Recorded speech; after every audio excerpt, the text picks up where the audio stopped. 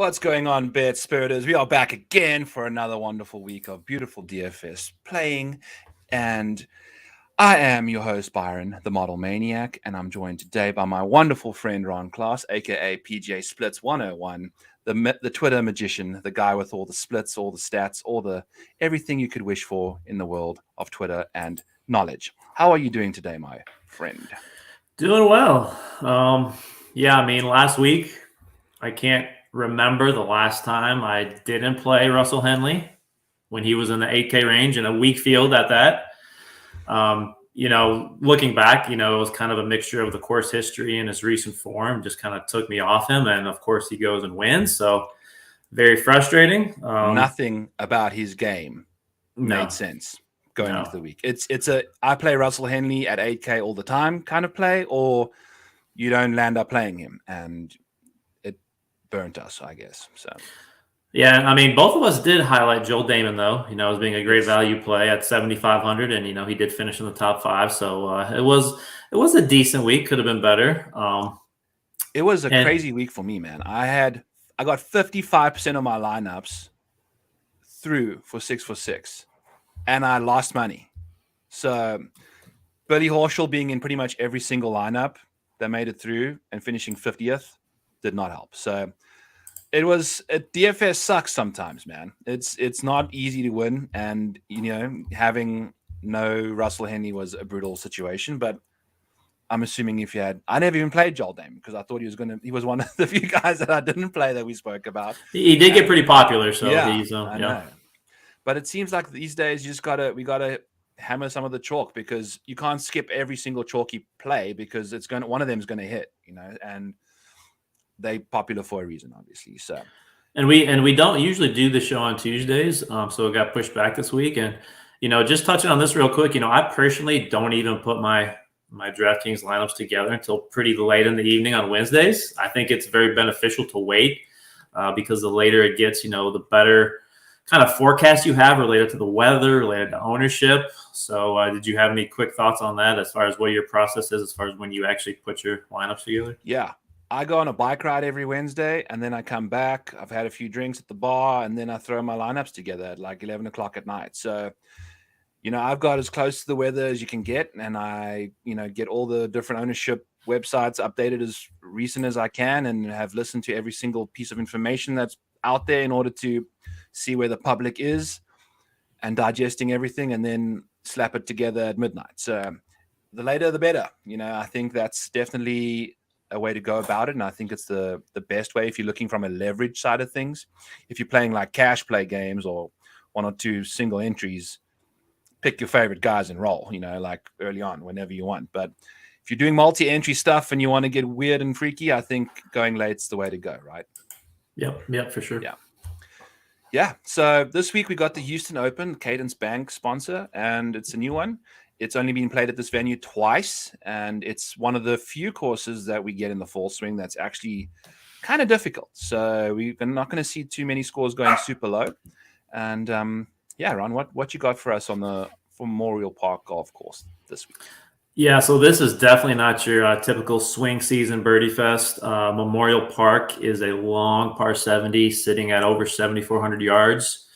Not only is it the 5th longest course in the annual tour rotation, it also plays as the 4th toughest non-major course. Golfers averaging almost a stroke over par the past 2 years it was held here.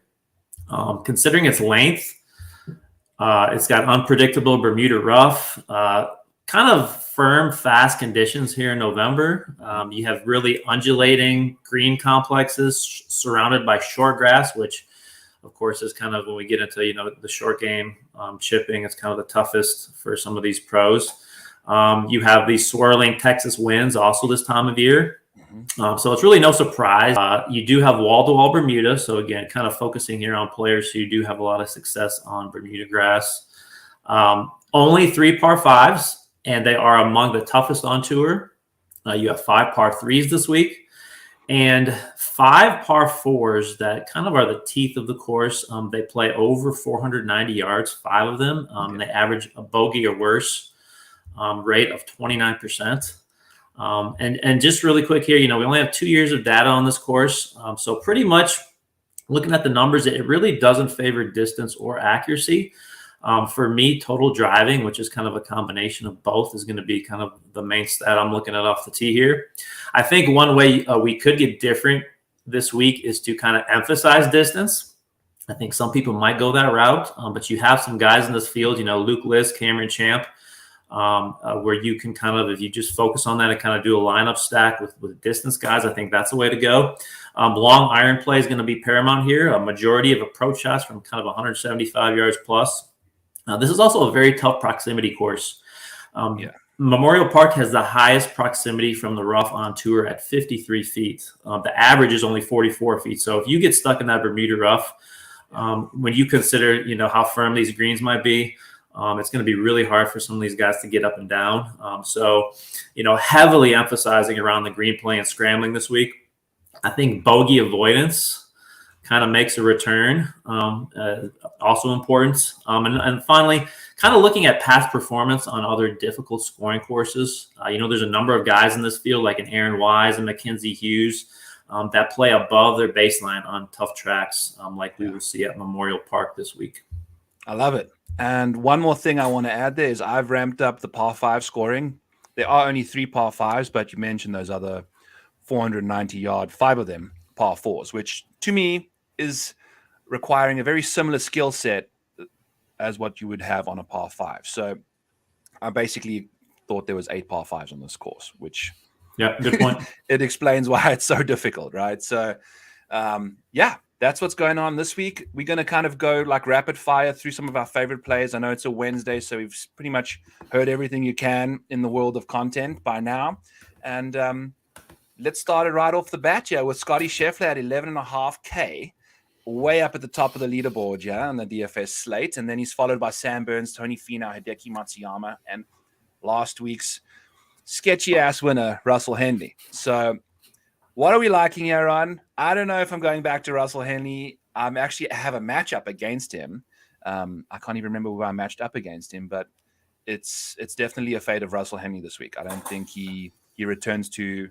You cannot putt. He putted lights out, man. That was one of the craziest putting performances I've seen from him. And it continued on Sunday, too, which is what we expected to not happen. And he was just boxing long putts on after long putt, man. It was a very good performance from him. He shut the naysayers up quite quickly there. So, tangent done. Who's your 10K and above plays in this range, Ron? Yeah, I'm off Henley. I just think when you mix him and you have Aaron Wise below him, I just think his price is up a little too much for me this week. And when you look at the top 4, it's going to be very hard to differentiate between those guys. I think Scotty Scheffler is almost a must play. I think honestly, he could be over 12,000 easily, considering how weak the field is. When you consider how elite his tee to green game is, and then he kind of made that switch back to the blade style putter, and we saw what he did on Sunday, shooting a 62, finishing 3rd. So back in his home state of Texas here, I honestly think this is his tournament to lose. I think the betting odds kind of show that. So I plan on being very overweight on Scheffler. Ownership is a little sketchy at the moment. Looks like he's going to be popular. And so for me, if I'm, double the field, if he's coming in around 25, 30%, that's going to kind of be my goal there. I think, Sam Burns on Bermuda, 2 7th place finishes here. You can't go wrong with him. Tony Finau actually leads my model this week. I came in first in that. The thing that really I love about Finau is he's second, finished second for me in around the green, where I kind of combine around the green play, scrambling, and then I look at kind of around the green play on these difficult courses where you have these the short Bermuda lies. So for me, I think that's a separator for me. He can score. He finished first on my correlated course model.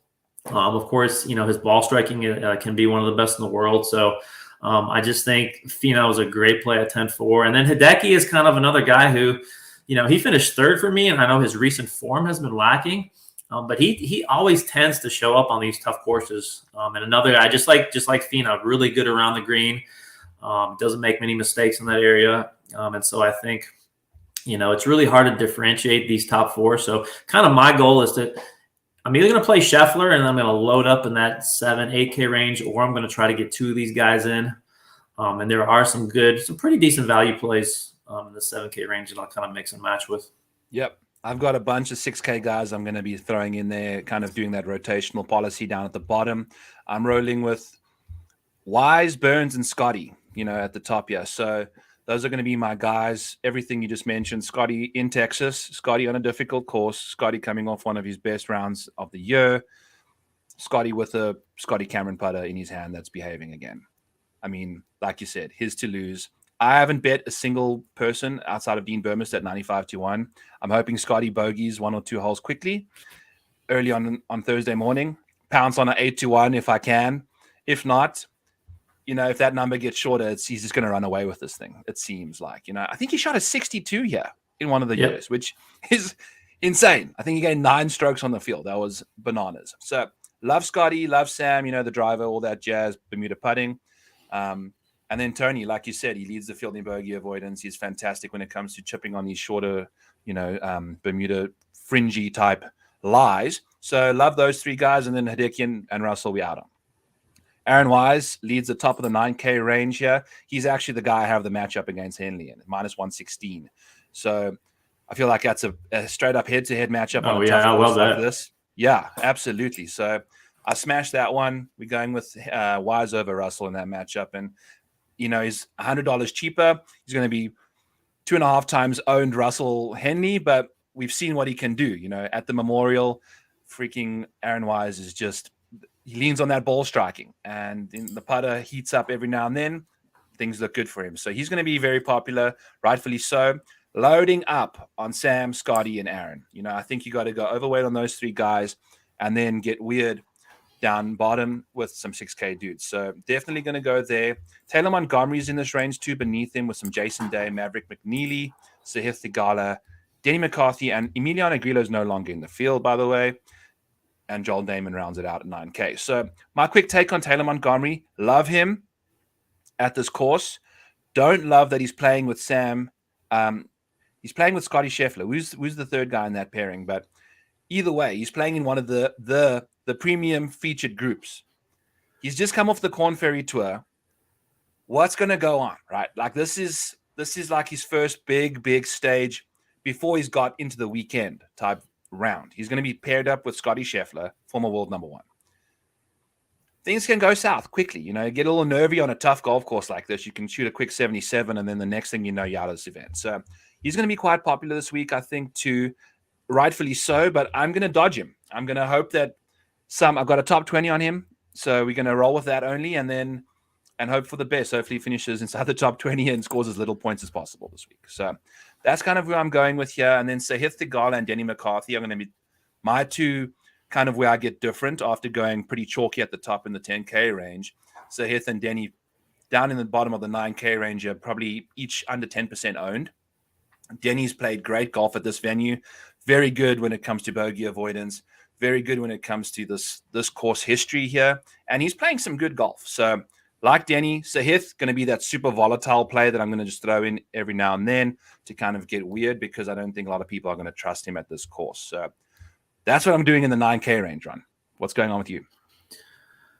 Yeah, I don't think you can go wrong with Aaron Wise. I mean, whether you're looking at his course history here, whether you're looking at how well he performs on difficult courses, even when you compare him to, this upper tier, Scheffler, Burns, Fino, he plays his best when he's in the mix of these other strong guys. And so, I just think his upside, he's 5th in bogey avoidance. It's not like he's a birdie machine who's making mistakes. Like he's really good in these tough field events on these courses. And so love Wise. Montgomery is just like, I'm kind of with you.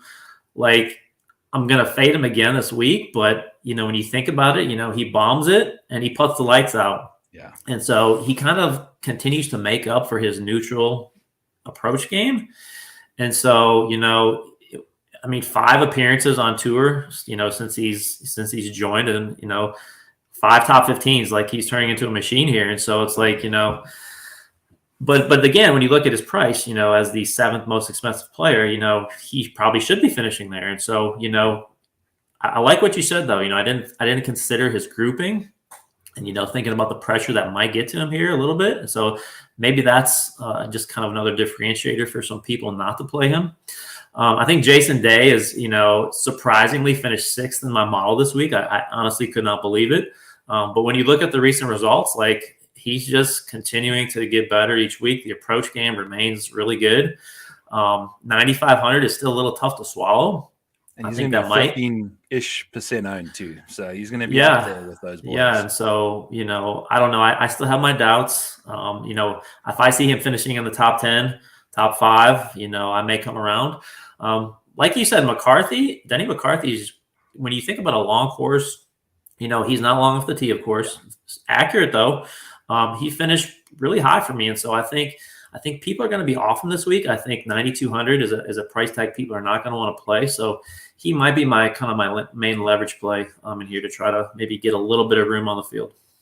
Absolutely. And he's cheap too, $9,200. He does good stuff. He's one of the best scramblers in the field. The whole putting thing.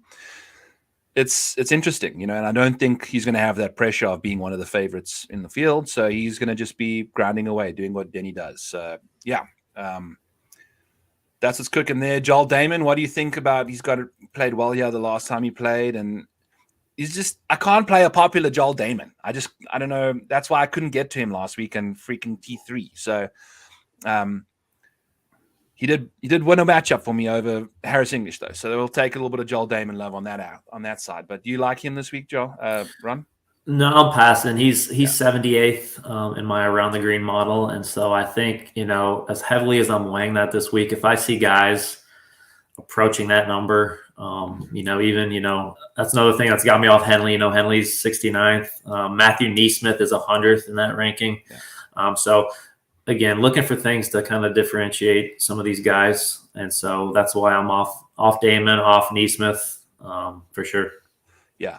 And so my player pool, I've already the best part about having this Wednesday pod is the fact that I've pretty much figured out who I'm going to start playing, and then I'm going to slim that down.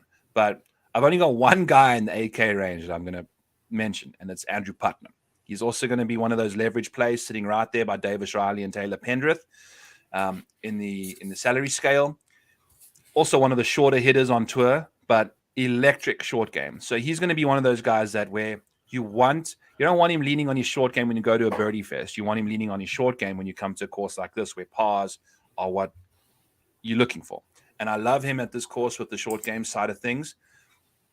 I think people are going to be perturbed by his lack of distance off the tee, which to me is fine. Whatever, I'm not too concerned about that. I know he's basically going to make that all up when he gets closer to the green. So I'm playing one guy in this 8K range. I'm skipping this entire area, and I'm going with studs and duds, studs and scrubs, or stars and scrubs, the whole shebang there.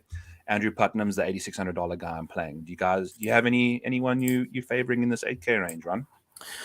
Yeah, I think we have a similar strategy this week because, like I said, as much as I like those 4 guys up top, you're really not going to have much room for guys in this range. And so, yeah, kind of skipping down. I do think Taylor Pendrith is an interesting play. He's only played once since the President's Cup, has a newborn baby in the fold. Oh, boy. Is it on its way, or is it? No, it was already born. Okay, yeah. We'll see if that factors in at all. But the bottom line for me is that he just fits this course very well. When you have, this 7,400 yard course, par 70, this is a brute of a course, and he definitely has the distance off the tee and the long iron accuracy, really good over 200 yards. I think that will play to his advantage. And so just his ceiling combined with his course fit kind of outweighs any negatives for me for him. I think Davis Riley is starting to come around. He gained 6 strokes last week at Mayakoba. He's a very positive Bermuda player. And in Texas, interesting here, he finished 4th at Colonial, 9th at the Byron Nelson, was 29th here last year. So again, where you're trying to dig and, is there anything there? Is it something to do with, these Texas Bermuda courses? So, I'll probably have a little bit of Riley mixed in. And then my main guy kind of down here is going to be Keith Mitchell. Similar to Pendrith in a lot of ways, another high upside guy. Fits the course well. His recent play has not been good, but I just think his length and accuracy off the tee is really going to help him here. Another guy who his baseline on Bermuda courses is much higher than average. 5 top 10s over the past year, so we know he can pop. And again, another streaky putter. So if he can kind of catch fire on the greens, I think 8,100 is very reasonable for him at this price. He's really impressive on the par 5s, right? So he's for my model, he's ranked 8th. So sitting down in the $8,100 range, and he's ranked 3rd in par 5 scoring, which, you know, he's so good off the tee. I think that's what really helps you, right? Is just being able to have a good, normal, manageable approach shot into these long par 4s is going to be very important this week. And I think he does that very nicely. So, yeah, I like him too. Just there's other guys that are cheaper down here in the 7K range that I'm going to really get to. And I'm leaning on a lot for this week. And one of them is going to be Mackenzie Hughes, like you've mentioned, you know, very, very good on these difficult courses. This guy's short game's impeccable. We know the whole deal there. We know he's worked on the whole distance off the tee. I think he gained 0.35 strokes total in the 2 times he's played here. So 8 rounds, he only gained like 0.3 strokes total off the tee. I think with some extra distance, he's going to have that extra pop. If he can keep the accuracy under control, I think he's going to be able to at least push himself a little further off the tee there. And then he's still got that exact same game that he brings to the party on these tough courses. Chipping, putting, and his irons have been not too shabby short-term recently. So love him a little bit. And then Lee Hodges, another guy that I've just been absolutely adoring lately, and he's finally doing his thing. You know, $7,600. He's getting a little more popular, and I'm still going to ride with him. I've been riding with him enough, and I just love how his game translates to pretty much any course right now. He's just playing good golf, and he's cheap, and I trust him right now. So those are the 2 guys I like. Yeah, I like Dean Burmester a lot too. I got a 95-1 on him as my only outright of the week for now. But he's going to be one of the most popular guys in this range, right? So can't go super chalk at the top in the 11, 10K range and then smash a whole bunch of 15, 20% owned guys in the 7K range too. So unfortunately, going to have to leave Dean alone. Who are you liking here, Ron? Talk to me a bit. So I do have a bunch of guys here, and I'll go through them really quick. I think for me, it's kind of 2 things. It's either guys who are long off the tee who can putt, and so some examples of that, you got Wyndham Clark, Patrick Rogers. Okay, so you got that kind of mold of player, and then you have guys who are just really good around the green, who also bring some win equity. So you're looking at a Harris English at 7,800, Mackenzie Hughes. You know, both of those guys have won. Both of those guys are really good at short game, and so when we're talking about these uneven lies, having to pitch up to these elevated greens, and by the way, these greens reports I'm getting from some caddies who are on site right now is they might be as fast as 13 tomorrow. So we're talking about really fast Bermuda greens here, and so you know you really want someone who's really good in that area, and so English and Hughes for me. Speaking of course fits, I think Burmeister, you know, for me, and I know that ownership when we're looking at around 15% now, it's a little tricky to kind of overplay him. And I think that's kind of what, similar to Scheffler, I'm going to have to do, maybe play him at 30% because I really do love him this week. Just like you, got a 95-1. I thought that was a great value when those odds open. I think 7,600 is great value. And I mean, look, he's top 10 in the field in total driving. He has proven over time, especially on the DP World Tour, you know, finishing 10th at the Scottish Open, which is another Tom Doak course, 11th at the Open Championship. So he's proven he can play on these tough courses that really demand that you have a lot of touch around the greens. And so even windy conditions, like looking at the weather, tomorrow looks perfect. But when you get into Friday, and just a heads up, might be a little wave stack advantage here if you go PM AM, because it looks like the winds are really going to pick up, and it's all a matter of when, but it definitely is going to be afternoon, maybe somewhere between 1 and 2.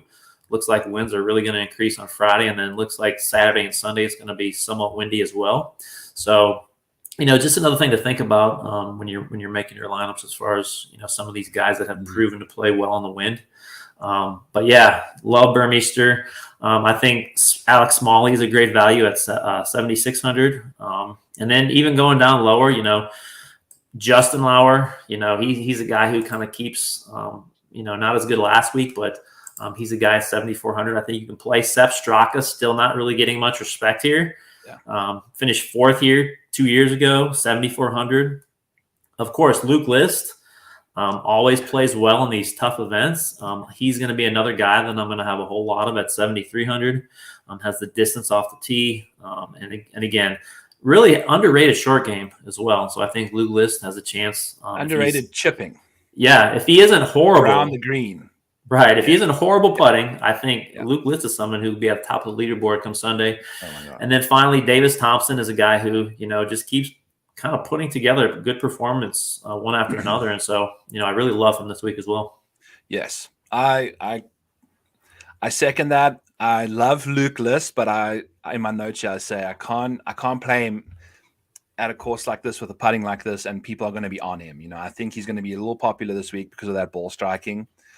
I'm going to let you take the reins there on his putting disasters, and you can deal with that from here on. What do you have him at right now, by the way? I have him at 9%. 7, 8, 9%. Yeah. So, I mean. So where do you draw the line usually? So once we get kind of into the low sevens here, what's the cutoff percentage for you if you see a guy? I'm going to just go to Justin Lower instead at the same ownership. I think that to me just makes a bit more sense. And I'm going to throw in a Justin Suh, who also is going to give you at least a similar kind of ball striking off the tee, and then kind of deal with everything else from there. I think he's one of those guys I'm going to get real different with in this range at like 3% owned. But yeah, I can't, I think 7 it seems like a number that I'm willing to get off of.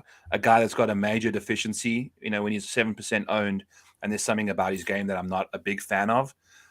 Especially in the 7K range here. I think there's other people we can easily go to that, like a Martin Laird. He seems like a guy that I'd go to at 3%, 2% owned, who's got a very similar kind of problem. The putting is not there for Martin, but although he's not super long, this guy's ball striking at a course like this, and he plays these difficult courses, I think, really nicely. So I might be actually lying about the difficult side of things, but I think he's got a really good course history here too.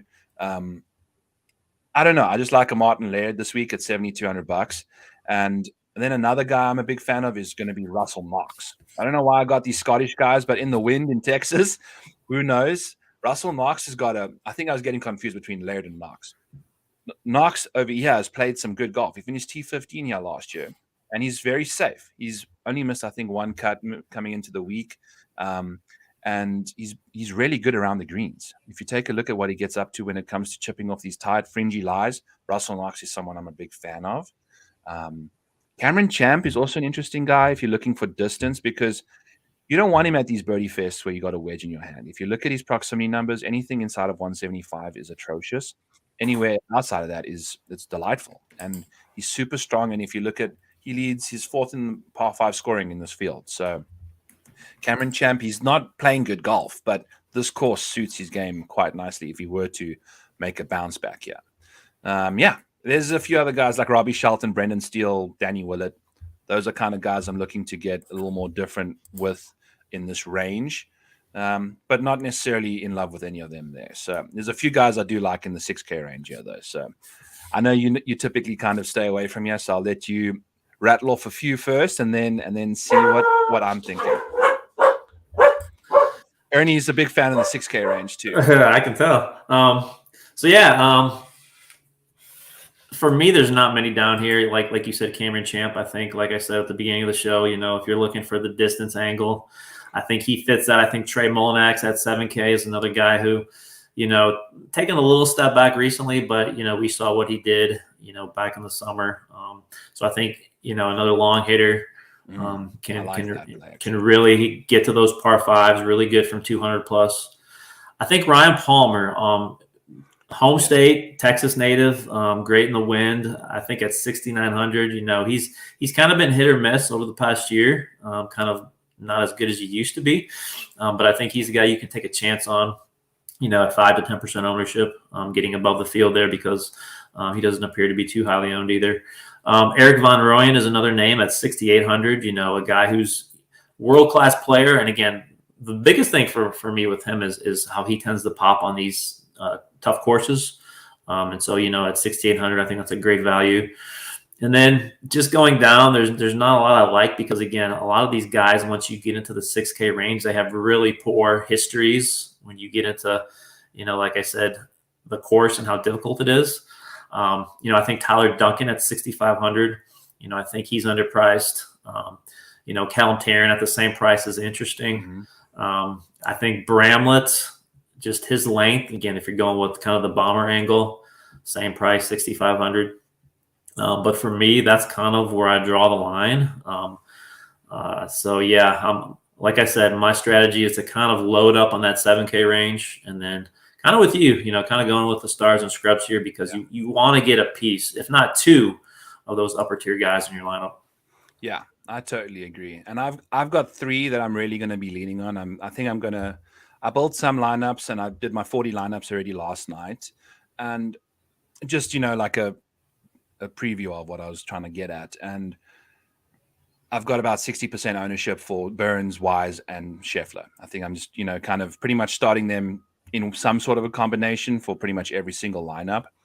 And then I'm sprinkling in guys like Russell Knox, Nick Taylor at $6,900, T6, T19, T23 miscut, T53 has been his last 5 starts.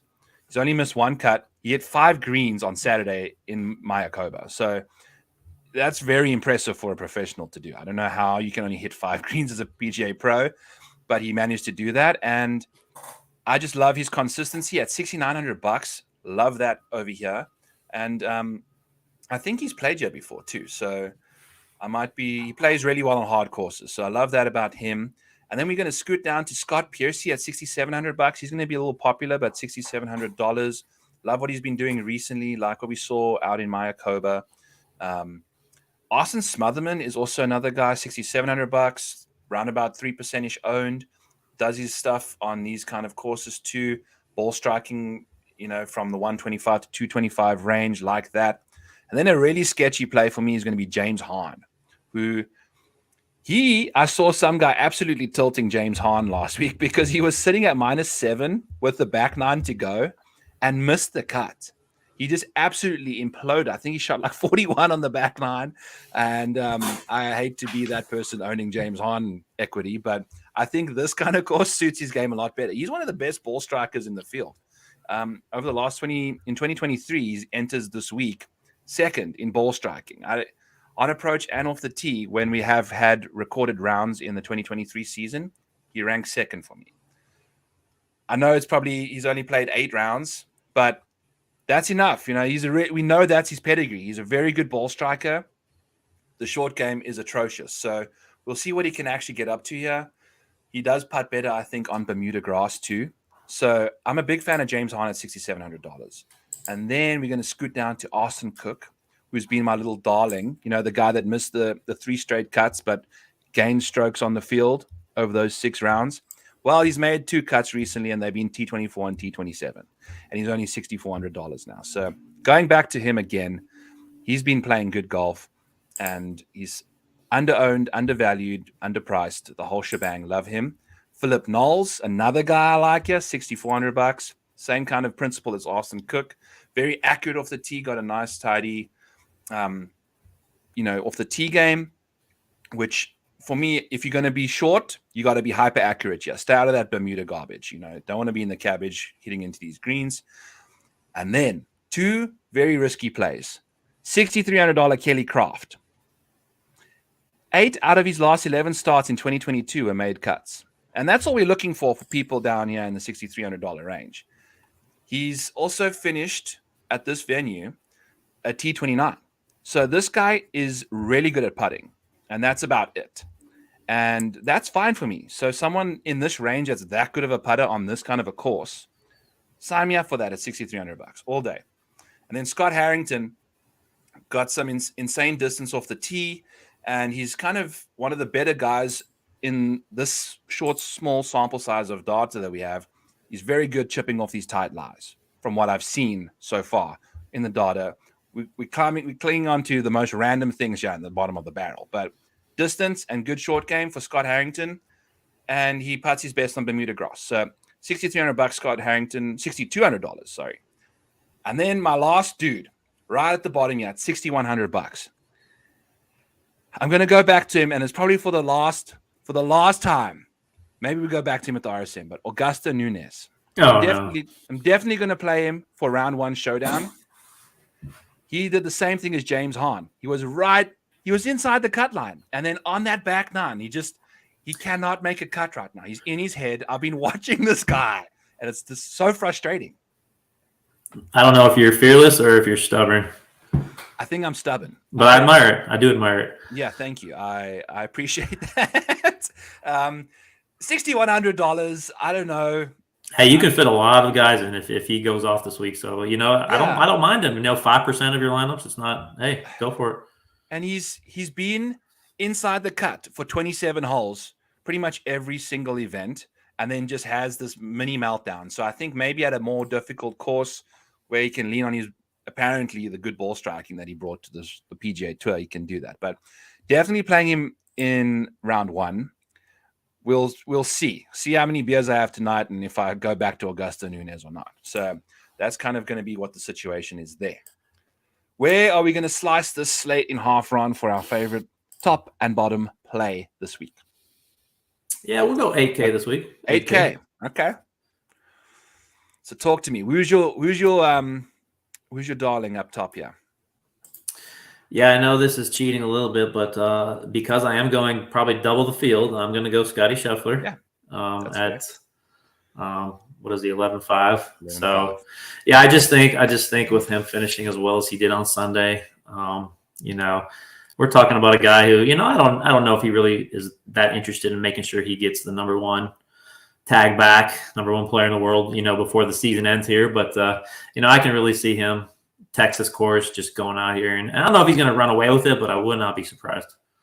Yeah, everything is pointing in the right direction for him, right? So obviously he's going to miss the cut in drastic fashion, but it just seems like everything's making sense, and I second that too.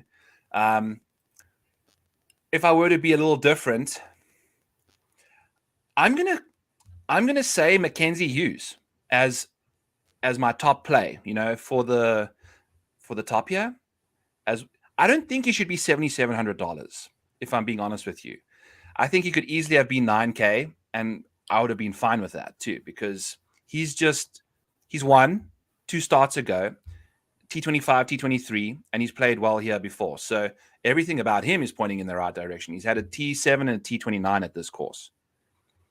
Why is he $7,700? So if we're looking at just what's happened in the last 3 months of his life, this guy's playing some great golf.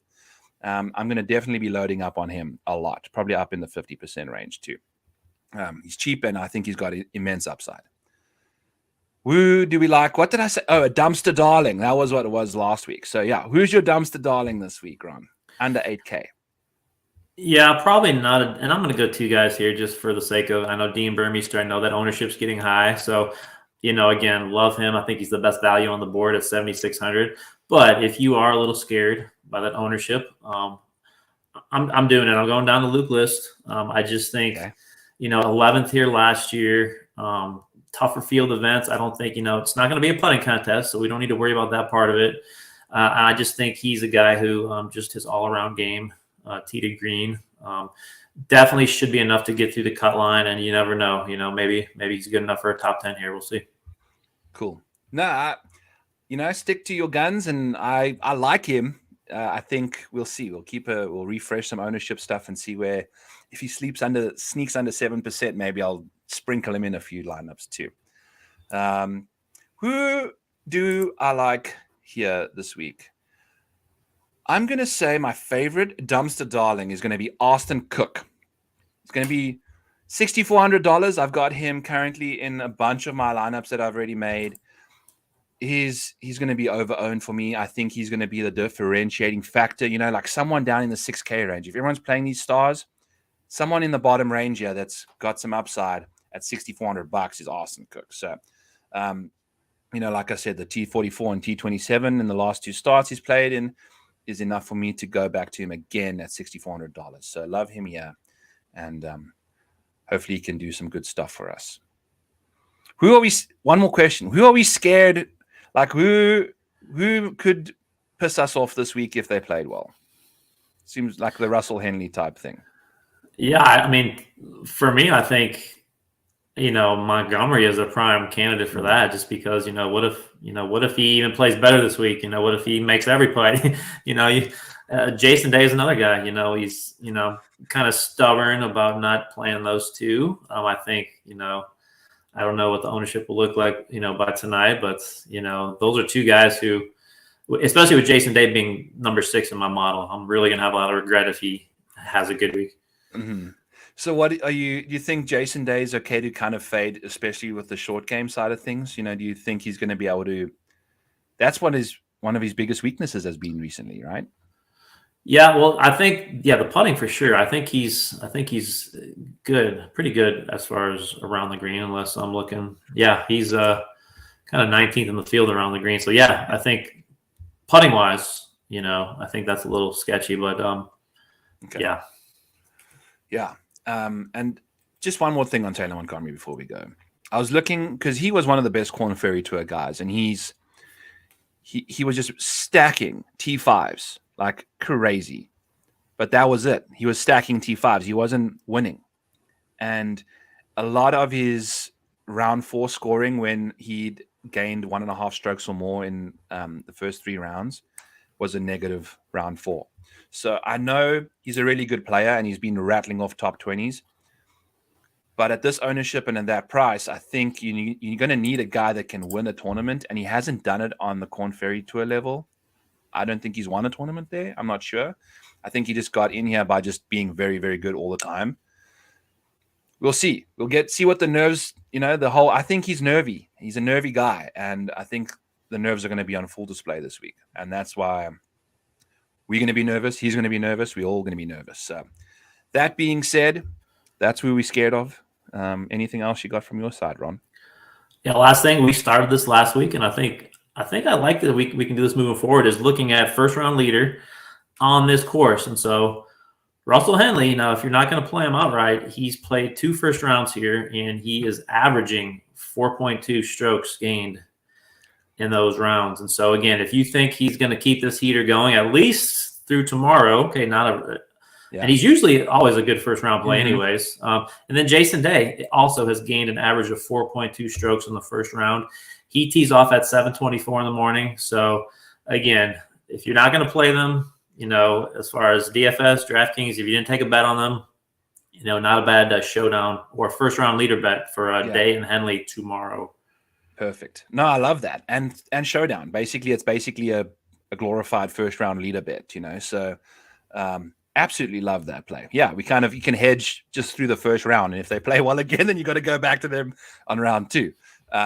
So yeah, awesome stuff. Thanks for joining me again today, Ron. We got the RSM Classic next week. I think that's one of the final events of the season. We're kind of getting into the nitty gritties of the final ending. So it's been a fun season so far, and let's have a good week. We're gonna do well this week. We've made sure we've covered everybody. So I've got faith in us both, and till next time, guys. We'll catch you for the RSM Classic on Tuesday next week.